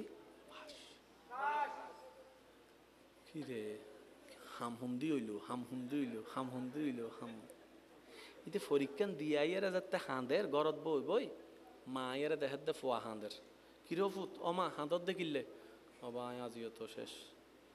আজি আর রসায়ন পরীক্ষার মিদি ডাব্বা, আই আজি ম্যাথমেটিক্স মিদি ডাব্বা শেষ, আর 1 বছর শেষ। মাই ফতুরে শান্তি দিয়ে মাথা দত বলে হতে ও বেটা টেনশন না করিস, আল্লাহ আছে জানো না, আল্লাহর উদ্দেনে বসা রাবি কির ফাঁস ফেলে মার জবানত বাইরে আল্লাহ খুশি হই আল্লাহ হদ দে কিউ 60 আনসার মিদি 40 দত দে, তুই 40 দে ফেরেশতায় 80 লিহিদের। সুবহানাল্লাহ। কি এন্ডা হবেন না গরজ যায় আরো জোরে হন ভাই, মনে থাকবে ইনশাআল্লাহ। সেজন্য কখনো রবের বান্দা যারা তারা মন ছোট করতে হয় না। আরেকটা আবদার করি, আপনার কাছে যদি কেউ টাকা পায়, জিনিস পায়, দিয়ে দেন, সামর্থ্য থাকলে দিয়ে দেন। আর যদি আপনি পেয়ে থাকেন তাহলে মাফ করে দেন। আমি 2টা শব্দ বলেছি, একটু খেয়াল করবেন। যদি আপনার থেকে কেউ পায়, সামর্থ্য থাকলে দিয়ে দেন, সামর্থ্য না থাকলে তার সাথে একটু সাক্ষাৎ করে পারলে দিব, না পারলে দাবি রাখিস না, মাফ করে দেয়। তুই 5 লাখ পাস, ধর আমি তোরে 2 লাখ দিচ্ছি ভেঙ্গে ভেঙ্গে, আমারও তো লস, দেখ দিলাম, বাকি 3 লাখ তুই আমার মাফ করে দিস। আর যদি আপনার থেকে কেউ পায়, তার একটু যদি দরকার হয় ওয়ার্নিং দিবেন, আর যদি দরকার না হয় আপনি তাকে বেশি জ্বালাবেন না। কেন শুনেন, সাথে সাথে একটা নিয়ত করেন, আল্লাহ আমি এই পর্যন্ত যাকে যত দার দিয়েছি সবগুলা তোমাকে খুশি করার জন্য কর্জে হাসানা দিয়েছি। শুধু আপনার কাজ হচ্ছে এটা, এই নিয়তটা করা এই মুহূর্তে, আল্লাহ আমি এ পর্যন্ত যাকে যত টাকা দিয়েছি সবকিছু তোমাকে খুশি করার জন্য আমি কর্জে হাসানা দিয়েছি। তাইলে হবে কি জানেন, যত জন থেকে আপনি টাকা পান, যে পরিমাণ টাকা, প্রত্যেক দিন আপনার আমলনামায় এত টাকা পরিমাণ দান সদকা করার সওয়াব প্রত্যেক দিন লেখা হয়ে যাবে। তাহলে সওয়াবে সওয়াব জমছে, টাকাটা তো আপনি পাচ্ছেন না। হাসরের ময়দানে যখন যাবেন, কেউ যদি আপনার টাকা না দেয়, ওই একটা টাকা আপনাকে বুঝাই দেওয়ার জন্য, 2টা টাকা বুঝাই দেওয়ার জন্য সে 70-80 বছরের কবুল করা সওয়াবও আপনাকে দিলে কাজ হবে না, আপনার সেদিকেও লাভ হয়ে যাবে। তো যদি পেয়ে থাকেন অবকাশ দেন, নিয়ত ওইটা আল্লাহ কর্জে হাসানা দিয়েছি। আর যদি আপনার থেকে কেউ পায়, লেনদেনটা হিসাবটা বুঝাই নেন। আমার কথায় মনে কষ্ট পাচ্ছেন না? আজকে না হয় কালকে তো হিসাবটা করতে হবে, আজকে করে নিই না, ওই হিসাবটা তো বড় কঠিন হবে, ওইটা তো বড় কঠিন হবে। মনে রাখবেন, আল্লাহর থেকে মাপ পাওয়া সহজ, বান্দার থেকে মাপ পাওয়া কঠিন। তো হকুল্লাহ নষ্ট হলে গুনাহ, হকুল এবাদ নষ্ট হলেও গুনাহ। তা আল্লাহর হক নষ্ট হলে আল্লাহ তো রহমান রহিম, আল্লাহ 1000 কোটি বছরের গুনাহগারকেও মাফ করে দেয়, কিন্তু বান্দা তো চাইরা নাও মাফ করে না। সেজন্য হকুল এবাদ বড় কঠিন জিনিস। তো হকুল এবাদ কি কি? মুখের হক, হাতের হক, চোখের হক, কানের হক, ব্যবহারের হক, ব্যবসার হক, লেনদেনের হক, টাকার হক, জমিনের হক, ঘরের হক, সংসারের হক। কারো জমিনের 1 ইঞ্চি যদি ঢুকাই ফেলেন, তাকে অন্য জায়গায় 2 ইঞ্চি দিয়ে দেন, লাভ কি হবে আপনার জানেন? দুনিয়া তো ইজ্জত আপনার বংশের হবে, যে আর কারো হবে না। কিভাবে বুঝাই আমি আপনাদেরকে? যদি রাজত্ব, ক্ষমতায়, টাকা পয়সায় সবকিছু হতো, মোগল সম্রাট যারা ছিল, ওই যে তাজমহল, বলেন না রে ভাই, তাজমহলের চাইতে এরকম রাজা বাদশা আর কই? তাদের সামনে তো আপনার আমার অস্তিত্ব নয়। আজকে শাহজাহান কোথায়? বাদশা আকবর কোথায়? বুঝাতে পারছি কথা? সেজন্য ইজ্জত নিতে হয় রবের পক্ষ থেকে। আর একটু দেখেন, মানুষ বংশ টিকার জন্য সন্তান খুঁজে, নামটা ধরে রাখার জন্য সন্তান খুঁজে। শাহজালাল, হযরত শাহজালাল রহমতুল্লাহ আলাইহি কোনো সন্তান নাই, কিন্তু সবাই ওনার নাম জানে, আবার ওনার জিয়ারতেও যাচ্ছে। ব্যাপার কি? যে রবের হয় সৃষ্টি তার হয়ে যায়। যে রবেরকে খুশি করতে পারে, সৃষ্টি জগৎ তারকে খুশি করার পিছনে লেগে যায়। সেজন্য নিয়ত রাখতে হবে সব কিছুর পিছনে, আমি আমার আল্লাহকে খুশি করতে চাই, আমি আমার রবকে খুশি করতে চাই, আমি আমার রহমানকে খুশি করতে চাই, আমি আমার রাজ্জাককে খুশি করতে চাই। আপনার প্রত্যেকটা সেকেন্ড যখন রবের খুশির পিছনে লেগে যাবে, রব বলবে যে তুই দুনিয়াতে কোনো রকম নিজেকে কষ্ট করে ধৈর্য ধরে আমি রবকে খুশি করে আসার চেষ্টা কর। তুই দুনিয়াতে নিজেকে সেভ করে ব্রেক লাগাই স্বপ্ন চাওয়ার মধ্যে শয়তানের মুখে জোতার বাড়ি দিয়ে আমি রবকে সন্তুষ্টি করার চেষ্টা করে তুই কোন রকম কবরে আয়। তুই দুনিয়াতে আমাকে খুশি করার চেষ্টা কর, তুই হাসরে আসলে আমি আল্লাহ দয়া করে তোকে খুশি করে দিই। লেনদেন শেষ। আল্লাহ পাক আমাদের সবাইকে আমল করার তৌফিক দান করে। আর একটু জোরে বলি, এই পর্যন্ত যাদের সাথে যা লেনদেন আছে আমরা মিটাই নেওয়ার চেষ্টা করব। বলি ইনশাআল্লাহ। জোরে বলেন ইনশাআল্লাহ। আরেকটা আবদার করি, এখানে যারা সম্পদের মালিক আছেন, যাদের ছেলে মেয়ে আছে, আল্লাহর ওয়াস্তে আমার কথাটা ভেবে দেখবেন, নেওয়া লাগবে না, জোর করব না, জোরেরও কোনো বিষয় না। আমি পরামর্শ হিসেবে বলছি, আপনি ভেবে দেখবেন। আপনারা বেঁচে থাকতেই নিজেদের সম্পত্তি ছেলে মেয়েকে সুন্দর করে ভাগ করে বুঝাই দেন, কিন্তু দলিল একটা জিনিস লেখা থাকবে, সেটা কি? আমরা বুড়া বুড়ি মারা যাওয়ার পরেই, আমরা বুড়া বুড়ি মারা যাওয়ার পরে দলিলটা বাস্তবায়ন হবে। শর্ত নাম্বার 1, যদি সন্তানের উপর মা বাবা দুজন খুশি থাকে, তাহলে কি হবে জানেন? বড় ভাই 2 নম্বর, 5 নম্বর, 10 নম্বর ঠুরাঠুরি মামলা মামলিয়া করার সুযোগ। 10 জনের সামনে বলবেন, এই বড় মিয়া, এই রুম তোমার, এই সাজো মিয়া, এই রুম তোমার। যা আল্লাহ আমাকে দিয়েছে হালাল ভাবে কামাইছি, আমি তোমাদেরকে দেওয়ার চেষ্টা করছি, এবার বাড়ানোর দায়িত্ব তোমাদের। আমি তোমাকে 2 রুম করে দিছি, তুমি আমার নাতিদেরকে 4 রুম করে দিবা। কিন্তু শর্ত হচ্ছে একটা, কখনো কারো হক মারতে পারবা না। 2 নম্বর, আল্লাহর উপর ভরসা হারাইতে পারবা না। 3 নম্বর, নবীর প্রেম হারাতে পারবা না। 4 নম্বর, নামাজ ছাড়তে পারবা না। শর্ত দিয়ে দিয়ে সম্পত্তি দিয়ে দেন, এই সম্পত্তি হাসরের ময়দানে আপনার জন্য নাজাতের জরিয়া হয়ে যাবে। একটু জোরে বলি না সুবহানাল্লাহ? আর একটু জোরে বলি সুবহানাল্লাহ। আমি 2টা রুম করে দিছি, আমার নাতিদেরকে তোমরা 4 রুম করে দিবা। আর বছরে একবার আমার সব ছেলে মেয়ে এক জায়গায় বসে অমুক জায়গায় বসে ভাত খাবা। আমি বুঝাতে পারি নাই মনে কথাটা। আমার প্রত্যেকটা ছেলে মেয়ে বছরে একবার এক জায়গায় বসে ভাত খাবা। যতই রাগ থাকুক আসতেই হবে। আর আমার হুকুম না মানলে অটোমেটিক সম্পত্তি থেকে বাদ। সম্পত্তি বাঁচানোর জন্য হলো তো বাদ, সামনে আসলে তো দেখা, দেখা হলে তো চোখে চোখ হলে তো একটু মায়া একটু লাগলে তো রাগ একটু, 2 ভাই হয়তো জড়াজড়ি করে কোলাকুলি করে। সুবহানাল্লাহ, একটু জোরে বলি না? সেজন্য ইসলাম বলেছে যতই ব্যস্ত থাকেন, আমি সবার উদ্দেশ্যে বলছি, পরিবারকে নিয়ে বসে খাওয়ার চেষ্টা করবেন। অনেক কিছু হয় এক জায়গায় সমাধান খাওয়ার মধ্যে। একজন আরেকজনকে না দেখতে না দেখতে দূরত্ব চলে আসে অন্তরের। এই একটা দাওয়াতে যখন আসে, মনে করেন আপনি একটা দাওয়াতে গেছেন, আপনি একটা দাওয়াত দিয়েছেন, সবাই আসছে, আপনি জানেন এই ভাই এই ভাইয়ের সাথে কথা বলে না, এই জায়গায় আপনি কি করবেন জানেন? তাদেরকে এমন কৌশলে ফেলবেন দুজন যখন এক জায়গায় বসে,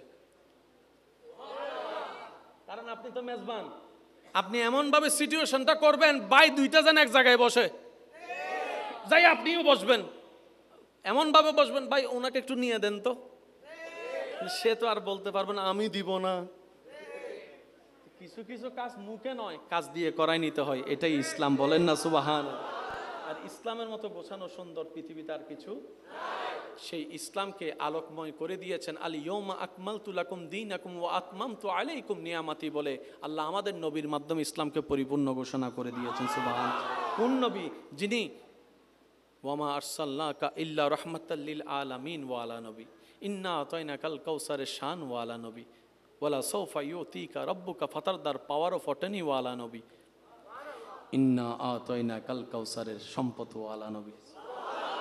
সেই নবী আমরা পেয়েছি, মনে রাখবেন সেই নবীর উম্মত হওয়ার যোগ্যতা আমাদের কারো ভিতরে নাই। আল্লাহ দয়া করে ওনার উম্মতের লিস্টিতে নাম রাখছে বলে এখন ইজ্জতে আছে। আল্লাহ পাক আমাদের সবাইকে কবুল করুক বলে আমিন। ইয়া নবী সালাম।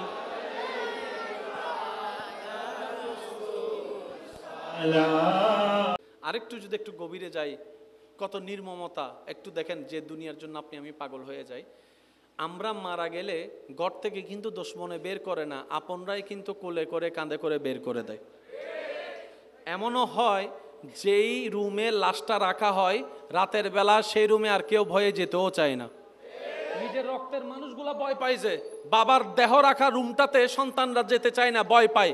একা রাত্রে বেলা গেলে মনে হয় যেন পিছন থেকে বাবা এসে দাঁড়ায় রয়েছে। কথা বলেন ঠিক কিনা?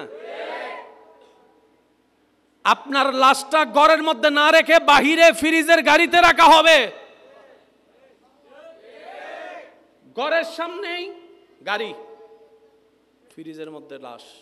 এবার আপনি যদি প্রশ্ন করেন আমার বানানো ঘরে আমাকে রাখলি না কেন, সন্তানরাই উত্তর দিবে ভাব আপনার দেহের যে কন্ডিশন, ডাক্তার বলছে ফ্রিজ ছাড়া রাখলে গন্ধ ছুটবে, আর গন্ধ ছুটলে তো আমরা থাকতে পারবো না, তো তোমার জন্য আমরা ঘর ছাড়বো তা তো হতে পারে না, তুমিই বাইরে থাকো আমরা ভিতরে আছি। মানতে না চাইলেও এটাই যে বাস্তবতা, কিছু তো করার নেই। ওখান থেকেই আপনাকে কাফনটা পরে, গোসলটা দিয়ে কাফনটা পরে, দুশমনরা কিন্তু কাঁধে নিবে না, আপনার আপনজনেরাই কিন্তু আপনাকে কাঁধে করে করে নিয়ে যাবে খাটিয়াতে করে। আজকে যার জানাজা আপনি দেখছেন, কেন জানাজা দেখছেন জানেন? আপনাকে ভাবতে হবে ওই জানাজার মানুষ একদিন আমারও হবে, ওই খাটটাতে একদিন আমিও শুব, ওই খাটটাতে একদিন আমিও শুব, আমাকেও এরকম করে নিতর দেহ নিয়ে চলে যেতে হবে কবরে। যখন একজন মানুষ বৎকার মানুষকে কবরের দিকে নিয়ে যাওয়া হয়, তার রূহ বারবার চিৎকার করে সবাইকে ডাকতে থাকে, ভাই আমারে কবরে দিস না, আমাকে অন্ধকারে দিস না, আমি একা থাকতে পারবো না, একা সেই যাত্রায় লম্বা যাত্রায় আমি যেতে পারবো না। সে চিল্লাতে থাকে, শোনার মতো কান আপনার আমার হয় না। আপনার আপনজনেরাই আপনাকে কোমরের মধ্যে গামছা বেঁধে দুইজন নিচে থাকবে, হাতটা দিবে, দুইজনে কোমরের মধ্যে ধরবে, দুইজনে পা মাথা ধরে আস্তে আস্তে নামানো হবে। চিৎকার দিতে থাকে সেই সময় মৃত্যু ব্যক্তিরা, তখন রুহগুলো চিৎকার দিতে থাকে, ভাই আমাকে নামাইস না, আমি পারবো না থাকতে, কবরের মধ্যে থাকতে পারবো না। কে শুনে কার কথা? ভালোবাসা যতই হোক, শরীর থেকে গন্ধ শুরু হলে ভালোবাসা তো আর ভালোবাসার জায়গায় থাকবে না, এটাই তো বাস্তবতা। সেজন্য কবরের মধ্যে যখন আপনার দেহটা মাটি স্পর্শ করবে, আপনার চতুর্পাশ থেকে যখন অন্ধকার হতে থাকবে, আপনি আমি তখনই বুঝতে পারবো আসলে আপন বলতে পৃথিবীতে কেউ নাই, আপন বলতে পৃথিবীতে কেউ নাই, আপন বলতে পৃথিবীতে কেউ নাই। সবাই শুধু সাময়িক চলার একটা নাম মাত্র, সবই সাময়িক একটা চলার বাহানা মাত্র। পরিচয় দিব কি এই মেয়েটাকে? সেজন্য বলে যে এটা স্বামী, এটা স্ত্রী। পরিচয় দিব কি এই ছেলে মেয়ের? তখন উত্তর দেয় এটা আমার বড় ছেলে, এটা আমার বড় মেয়ে। সামান্য একটা পরিচয় মাত্র। মনে রাখবেন, আর বান্দাদের কোনো পরিচয় হয় না, বান্দাদের শুধু একটাই পরিচয়, প্রত্যেকটা মানুষের শুধু একটাই পরিচয়, সেটা হচ্ছে রবের বান্দা আর নবী মুস্তাফার উম্মত। আল্লাহু আকবার।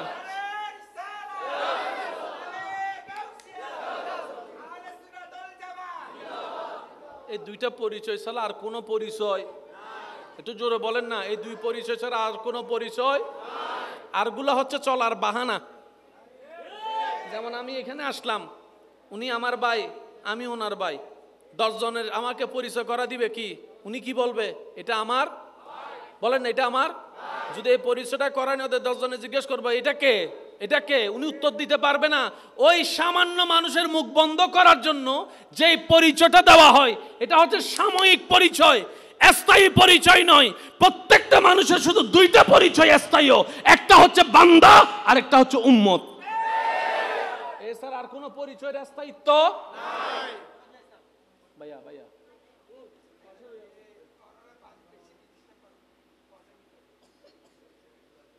কষ্ট নিয়েন না আমার কথা। এটা হয় কি, এটা আমারও হয়, আপনারও হবে। ওই কথা বলতে বলতে সাইড থেকে যদি একটা কথা আসে, সেটা কানে লাগে, মনোযোগ বলে না, মনোযোগ, এটা আপনারও হবে, আমারও হবে। ওই এই জায়গাটা আবার সেই জায়গায় ফিরে আসে একটু কষ্টকর, যেখান থেকে যাওয়া হয় সেখানে। কথা বলেন ঠিক কিনা? কষ্ট নিচ্ছেন আমার কথায়? গাইল দিলে দিবে দেরি পরে, আমি আবার গাইল উনতে রাজি। সিডেঙ্গে হদিন গাইলে আছে ভালোবাসার গাইল,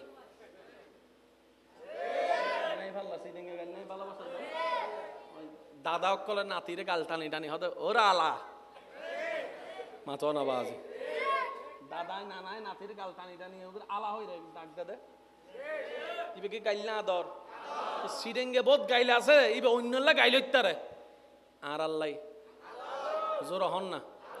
এন্ডা হদুন বন্ধু বন্ধু আছে, নাম ধরি নটা হে ডাইরেক্ট গাইল দি ডাক দে নাই ভাই আল্লাহর কেন ইলে নামাতিকে দেখি ওয়াজ সিডেঙ্গে মানুষ তাইলে মাইতু, রোহিঙ্গা তাইলে সুবগরিতা হোক। সিডেঙ্গে আছে না? সিডেঙ্গে আছে না? সিডেঙ্গে আছে না? একবার হ মারহাবা। ইয়া না বুঝা যাতে মেজবাইনে গোস্তা হইনা মানুষ বসি লেগুরে সুবগরি তাইলে বুঝা যায় না বাজি বজন হষ্ট বাদ দাও বুঝির। আল্লাহ ইয়ারা বেগুনের বুঝিবার তৌফিক দান করুন। কষ্ট হই না না আগ গরিত পারি তোরা রোড বন্ধ যা দিয়ে নলে চিন্তা করিত নাই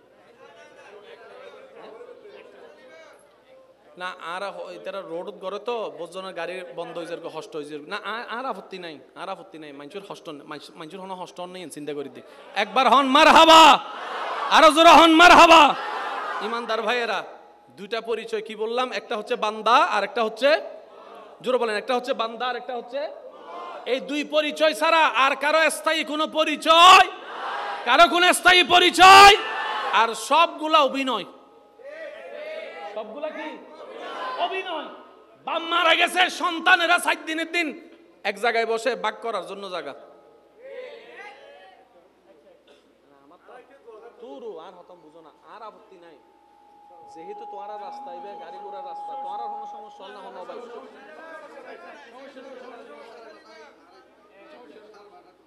না 12:30টায় তো বরুদ দিবেন বাস হই, ঠিক আছে না? হত 12:30টা হবিলি বাস হয়ে গেল। আর কোনো আপত্তি নাই, যেহেতু আতুন পরবর্তী কোনো তারা নাই। পরবর্তী তারা তাইলে একটা কেন সমস্যা, যেহেতু পরবর্তী তারা নাই আর দ্বিতীয় সমস্যা নেই। যেহেতু রোড তো মানুষের হন হস্টন না, অনারা নিমিন, অনারা বালা বুঝন, ঠিক না ভাই? ঠিক। আরা তো মেহমান মানুষ বে, কিন্তু আর আরা না জানি, ঠিক না? দরুদ শরীফ পড়েন আল্লাহুম্মা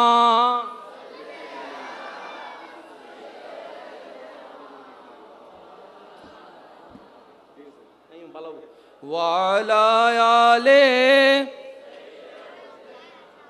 মাওলানা। এবার সবাই একটু মনোযোগ দিয়ে বলেন, একবার বলেন মারহাবা।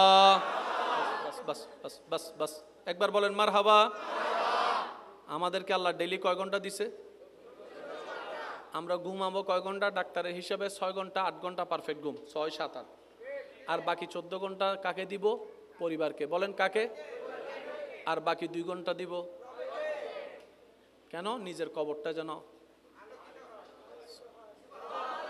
হিসাব মনে থাকবে ইনশাল্লাহ। এর চাইতে সহজ আর কোনো হিসাব আছে ভাই? আমি 2 ঘন্টা দিব আমার কবরে শান্তি থাকার জন্য, আমি 14 ঘন্টা দিব পরিবারকে শান্তি রাখার জন্য। সুবহানাল্লাহর জোরে বলি। আল্লাহ পাক আমাদেরকে এই নিয়মে আমল করার তৌফিক দান করুন। ইমানদার ভাই, প্রত্যেকটা শব্দ একটু মনোযোগ দিয়ে শ্রবণ করবেন। যেখানেই জানাজা হয় যাওয়ার চেষ্টা করবেন। যার জানাজাই হোক, চিনেন না চিনেন, যাওয়ার চেষ্টা করবেন। আর বিশেষ করে আপনার জানা মতে কেউ যদি ভূমিদস্যু হয়, মানুষের জায়গা দখলকারী, 2 নম্বরে টাকা কামানেওয়ালা যদি হয়, জুলুমকারী যদি কেউ হয়, তার জানাজা একটু ভালো আগে আগে যাবেন। কেন যাবেন জানেন? শুধু নিজে প্র্যাকটিক্যালি দেখার জন্য যে মানুষটা এতটা দলিল জায়গা দখল করেছে, আজকে তার জানাজা খাটিয়ে যাওয়ার সময় তার ডান হাতও খালি, বাম হাতও খালি, ডান হাতও খালি, বাম হাতও খালি। যে জায়গা দখল করেছে ওনার জানাজায় সেই দৃশ্যটা একটু দেখার চেষ্টা করবেন। আর যে মানুষের উপর জুলুম করেছে, মানুষের উপর জুলুম করেছে, আজকে সে যে কত অসহায় হয়ে শুয়ে আছে সেই জিনিসটা একটু দেখতে যান। আর যে মানুষকে টাকা মেরে খেয়েছে অন্যায়ভাবে, তাকে একটু দেখতে যান। দেখবেন তার ওই কাপড়ের মধ্যে কোনো, কাফনের মধ্যে কোনো পকেট নাই, চেকগুলা বাড়িতে, টাকা বাড়িতে, স্বর্ণ বাড়িতে, একদম খালি হাতে যাচ্ছে। ওই জিনিসটা দেখা মানে একটা বড় শিক্ষা। সেটা কি? এত বড় পাওয়ারফুল মানুষও আজকে যে খাটে, জমি দখলকারী যে খাটে, টাকা লুণ্ঠনকারী যে খাটে, একটা গরিবও আজকে সেই খাটে, গরিবও সেই খাটে। গরিব টাকাহীনভাবে দুনিয়াতে গেছে, তার যেই অবস্থা, কোটিপতিরও আজকে খাটিয়ার মধ্যে কি অবস্থা। এটা নিজেকে দেখানো, নিজেকে বোঝানো, নিজের মনের লোভের আত্মাকে মেরে ফেলা। দেখ দেখ দেখ, লোভ করো তে কিছু নিতে পারে নাই, তুইও নিতে পারবি না, সুতরাং আল্লাহ এবং নবীর পথে চল, তাহলে দুনিয়াতে কিছু না পেলেও অন্তত আখিরাতে ইজ্জত পাবি, শান্তি পাবি, প্রশান্তি পাবি, রবের দয়ায় জান্নাত পেয়ে যাবি। সুবহান আল্লাহু আকবার।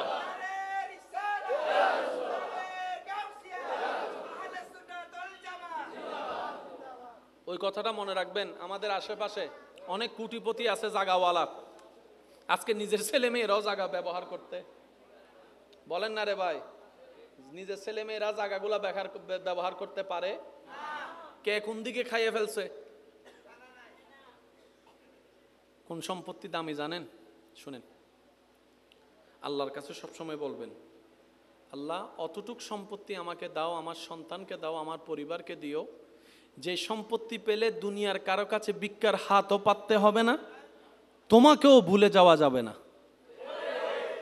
আল্লাহ অতটুক সম্পত্তি আমাকে, আমার বংশধরকে দিও, যে সম্পত্তিটা পেলে তোমার দরবারে শুকরিয়ার নামাজও বাড়াই দিব, মানুষের উপর দয়ার হাতটাও বাড়াই দিব। আল্লাহ আমাকে, আমার পরিবারকে অতটুক সম্পত্তি দিও না, যে সম্পত্তিটা পেলে তোমাকে ভুলে যাব, তোমার নবীকে ভুলে যাব, এবাদতের কথা ভুলে যাব, অহংকারী হব, হিংসুক হব। আল্লাহ সেই সম্পত্তি দিও না, যে সম্পত্তি পেলে দুনিয়াতেও লাঞ্ছনা, আখেরাতেও লাঞ্ছনা। ওই সম্পত্তি দিও না, অতটুক দাও যতটুক পেলে মাথা উঁচু করে দুনিয়ার সামনে বাঁচতে পারবো, আর সময়ে সময়ে নামাজের মাধ্যমে তোমার দরবারে মাথা ঝুঁকায়ে সিজদা দিতে পারবো। এটা হচ্ছে সম্পদ। জোরে বলেন দোকান কি? জোরে বলেন দোকান কি? জায়গা, টাকা, স্বর্ণ। জোরে বলেন স্বর্ণ, হীরা, গাড়ি, বাড়ি, ফ্যাক্টরি, সবগুলা সম্পদ। কিন্তু সবচেয়ে দামি সম্পদ কি? শুনেন, নবী বলছেন একজন স্বামীর জন্য সবচেয়ে দামি সম্পদ হচ্ছে নেককার স্ত্রী। ইয়া রাসূলুল্লাহ, এত জিনিস থাকতে আপনি নেককার স্ত্রীর কথা কেন বললেন, নেককার স্বামীর কথা কেন বললেন? বলে যে শুনো, সে 18 ঘন্টা যেখানেই থাকুক না কেন, 8 ঘন্টা তো ঘরের মধ্যেই থাকবে, ঘুমাতে আসবে, খাইতে আসবে। রাত্রে যখন সারা দিন কাজ করে শরীর যখন টায়ার্ড হয়ে যায়, তখন শরীর কি চায়? একটু জোরে বলেন না, কি চায়? আর প্রত্যেকটা স্বামী চায় স্ত্রীর সাথে ঘুমাতে, প্রত্যেকটা স্ত্রী চায় স্বামীর সাথে ঘুমাতে, প্রত্যেকটা বাবা চায় সন্তানদের চেহারাগুলা একবার দেখে রাত্রে ঘুমাতে। এবার তুমি যখন ঘরে যাবা, তোমার বউয়ের কাছে যদি তুমি কথায় শান্তি না পাও, বসে শান্তি না পাও, দেখে শান্তি না পাও, 18 ঘন্টার 14 ঘন্টার পরিশ্রমের কোনো দাম নাই, দোকানের কোনো দাম নাই, ফ্যাক্টরির কোনো দাম নাই। রাতের ঘুমটা যদি ভালো না হয়, সকালের তোমার ঘুমটা উঠাটা ভালো হবে না, সারাদিন মেজাজ খিটমিটি থাকবে, অনেক বায়ারের সাথে তোমার কথা বলতে হবে, অনেক অপমানও সহ্য করতে হবে তোমার বায়ার ধরে রাখার জন্য। ওই বউয়ের সাথে মেজাজ থাকার কারণে, সন্তানের সেই অপব্যবহারের মেজাজ থাকার কারণে বায়ারের সাথে তোমার কানেকশনটা হবে না। দোকানও নষ্ট হয়ে যাবে, ব্যবসাও নষ্ট হয়ে যাবে, ফ্যাক্টরিও নষ্ট হয়ে যাবে, স্বাস্থ্যও নষ্ট হয়ে যাবে, চেহারাও নষ্ট হয়ে যাবে, তোমার দিনও নষ্ট হয়ে যাবে, রাতও নষ্ট হয়ে যাবে, তুমি হার্টের রোগী হয়ে যাবা, স্ট্রোক করে যে কোনো সময় চলেও যেতে পারো। একটার সাথে একটা কানেক্টেড। মনে রাখবেন ভাই, আল্লাহ এবং নবী অল্প বলে কিন্তু সব বলে ফেলেন। ওয়া প্রধানমন্ত্রী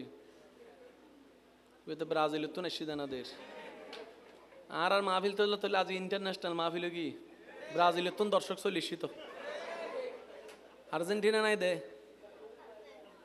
ইবে হন দেশি কিন্তু হইনা পারি সেনেগাল বাংলার এইবে হালা সাদাইবে এই ব্রাজিল ইন্দুক আছে এই তো হ্যাঁ হুন আসলে আর্জেন্টিনা ব্রাজিলের পোশাক পিন্দিতে কি দে হষ্ট ভাই ফানলার আর হতা হবা যে আওয়াজ করলে এখানে উকে ফল মিকে মানুষ তো হুকুকে যাইব হইন্য বাড়িয়া তাহলে হয়তো আওয়াজ নগরি পেলে মন গুলো দরুদ শরীফ পড়েন আল্লাহুম্মা